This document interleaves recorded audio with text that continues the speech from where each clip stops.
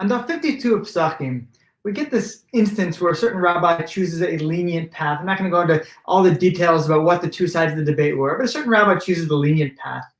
And another rabbi makes this mocking gesture, this mocking comment about, oh, that one, he'll always listen to a lenient opinion. He'll always side with the lenient opinion. And it just kind of gave me a little bit of pause there. The mocking tone of the statement. Let me pause and ask, is it okay to say, you know what, we've got all these different halachot, and some of them can be rather burdensome. Is it okay to say, you know what, my position is, when there's two opinions, I'm going to take the more lenient one? Or that's not the more opinion in all instances, or the majority of instances, or if you're going to have a preference for a more lenient opinion, are you perhaps, not really seeking out truth?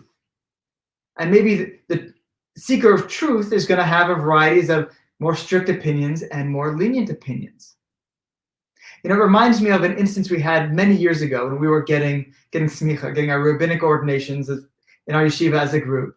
And we had two rabbis who I used to jokingly refer to as, we were learning Isser v'Heter, and I'd call the main rabbi Heter, and this other rabbi who's kind of his assistant. The main rabbi traveled a lot, and the second rabbi would come in and be the substitute when the main rabbi was gone. Let's call him Isser, because the one rabbi, the main rabbi, was always looking for ways of making things permissible.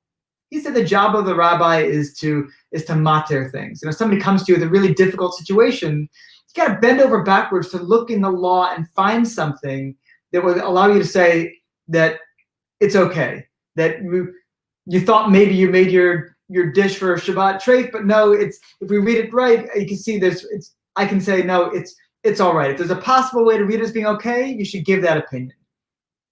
And the other rabbi, he didn't like that at all. And I remember once he said to us, I don't get you guys. Here in this community, here in your kollel, you like learning about lenient opinions, about a way to say something is okay.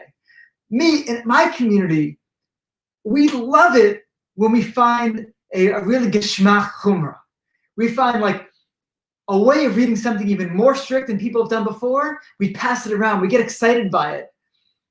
And there's a whole culture out there of people who like to be more strict and come up with new interpretations of the law that are more strict than previous generations.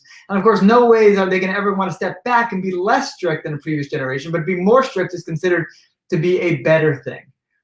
And so kind of got me thinking, well, does that same joking statement that this rabbi made about mocking somebody who's always looking for the lenient opinion, would that also have applied to somebody who's always looking for the machmir, the more stringent opinion?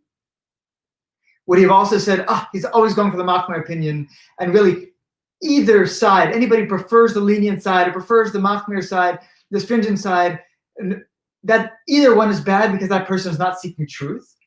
Or is it okay to say, you know what, forget the lenient opinions. You don't want to do that. You want to be keeping to all the halachas. So it's good to have chumros. It's good to be going beyond the fact, and it's good to be even more strict on yourself. Which of those two would he have done? Would he have mocked the machmir position as well as he mocked the kulidik, the lenient opinion? I don't know. But it's pause for thought. Is it a good thing to be aiming for leniencies? Is it a good thing to be aiming for stringencies? Or is it a good thing to be always out there seeking as much as possible to find absolute truth?